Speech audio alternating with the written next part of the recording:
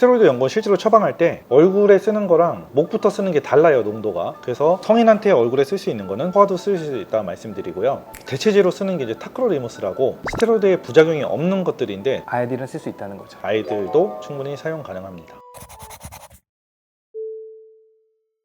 그리고 아까 이제 제일 중요한 거, 환자분들이 뭐 그래 아토피 생겼다, 그래서 어떻게 치료할래? 이게 제일 궁금하신 거거든요. 케이스가 어떻고 어떻게 치료를 또 해야 될지. 아토피는 어쨌든 치료를 하게 되는데 기본적으로 뭐 몇 세부터 치료한다 이거보다는 증상에 따라 치료를 하는 거예요. 그래서 대표적으로 쓰는 게 스테로이드 약을 쓰잖아요. 근데 스테로이드를 오래 쓰다 보면 스테로이드에 대한 좀 거부감이 많이 생기세요. 그렇지만 저는 기본적으로 스테로이드 치료는 대부분의 피부염을 치료하는 데 있어서 가장 근본적인 치료라고 생각을 하고요. 아니, 내가 정말 이 피부염을 아토피를 달고 살더라도 스테로이드는 쓰기 싫다. 대체제로 쓸 수 있는 게 칼시니린 억제제라고 해서 연고로는 엘리데, 프로토픽, 스테로이드의 부작용이 없는 대체제라고 생각을 하시면 돼요. 그래서 기본적으로 간지러움, 퇴사나 두꺼워지는 질환, 그런 증상들이 동반되기 때문에 반드시 이제 치료는 필요하고, 왜냐면 아까 이거 놔두면은 만성으로 갈까? 이렇게 말씀하셨잖아요. 진짜 그럴 확률이 높아져요. 빨리 치료해서 완치를 시키는 게 아니라 이건 만성이기 때문에 완치 개념이 아니에요. 증상을 최대한으로 낮춰놓는 거예요. 그래야지 피부가 변하는 것도 막을 수가 있고 전신으로 퍼지는 것도 늦출 수가 있다, 이렇게 생각하시면 되고요. 또 하나는 옛날에는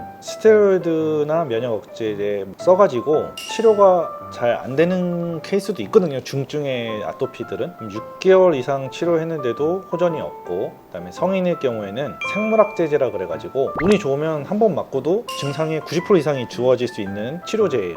많이 권해드리거든요, 오셨을 때. 본인 부담금이 5에서 20% 사이거든요. 증상에 따라서 보통 주사가 한 방에 500만 원에서 1000만 원 정도 해요. 그렇기 때문에 5%에서 20%면은 사실 본인의 부담이 낮아지는 거라서 그 치료도 꼭 적극적으로 한번 해보시면 좋을 것 같습니다. 근데 아까 처음에 이제 그 듀피센트라는 약은 이제 최근에 나온 거고, 네. 스테로이드 연고나 스테로이드 대체제 연고. 근데 이것도 특히 뭐 1세, 2세 이런 애들이 쓴다고 하면 굉장히 예민하게 반응을 하시거든요. 스테로이드는 1등급부터 7등급까지 1등급이 제일 센 거고, 7등급은 애기들도 쓸 수 있고 얼굴에도 쓸 수 있는 거고요. 스테로이드 연고는 실제로 처방할 때 얼굴에 쓰는 거랑 목부터 쓰는 게 달라요, 농도가. 그래서 성인한테 얼굴에 쓸 수 있는 거는 소아도 쓸 수 있다 말씀드리고요. 대체제로 쓰는 게 이제 타크로리무스라고 스테로이드의 부작용이 없는 것들인데, 다만 이거는 처음에 썼을 때 따끔거림이 나타날 수가 있어요. 그래서 보통 3번까지 따끔거리기 때문에 냉장 보관해서 쓰시면 좀 더 편하게 쓰실 수 있다. 그러니까 그런 타크로리무스 그 계열의 연고도 아이들은 쓸 수 있다는 거죠. 다 농도가 다르기 때문에 아이들도 충분히 사용 가능합니다.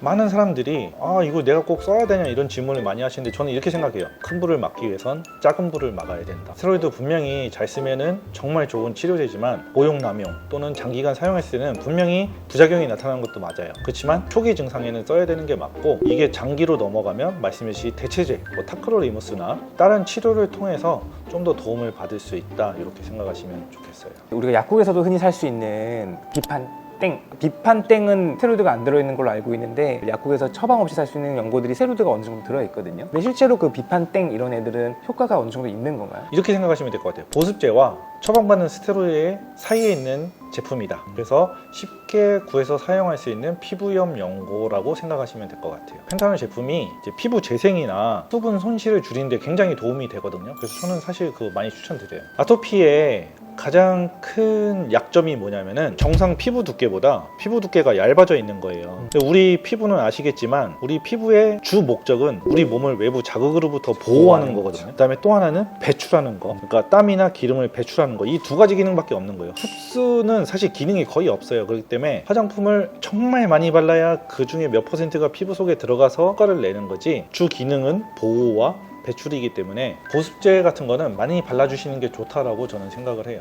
그런데 피부과나 소아과에서는 분명히 먹는 약을 같이 처방을 할 거란 말이에요. 스테로이드 계열일 수도 있고 가려움증을 완화시켜주는 계열의 약물일 수도 있는데, 이걸 같이 복용하면서 연고를 발라도 상관은 없을까요? 가려움 잡아주는 항히스타민제는 알약으로도 있지만은 잘 못 삼키는 경우에는 가루약으로 가루약. 내주기도 하고, 일부러 애들은 재우려고 그 약을 쓰기도 하죠. 재우는 이유는 덜 긁기 때문에 그런 거기도 하고, 항히스타민제 같은 경우는 사실 그 용량을 많이 먹는다고 해서 또는 길게 먹는다고 해서 몸에 무리될 게 없어요. 그래서 저는 실제로 피부 건조증이나 아토피로 해서 가려움이 심하신 분들은 약을 막 3개월, 6개월도 처방해드려요. 항히스타민제는. 다만 스테로이드는 일주일 이상 처방하진 않는다. 말씀 주신 초기에는 도움이 되지만 장기간 복용하는 약은 아니기 때문에 조절해서 이제 드시라고 그렇게 처방을 한다 이렇게 생각하시면 될 것 같아요. 가장 정확한 거는 내가 다니던 병원 그 전문의 선생님과 상의하는 게 제일 맞는 거고요. 그거를 믿고 따라주시면 가장 좋을 것 같습니다. 이 다음에는 다시 한번 새로운 우리가 궁금해하시는 주제에 대해서 또 질문을 해보도록 하겠습니다.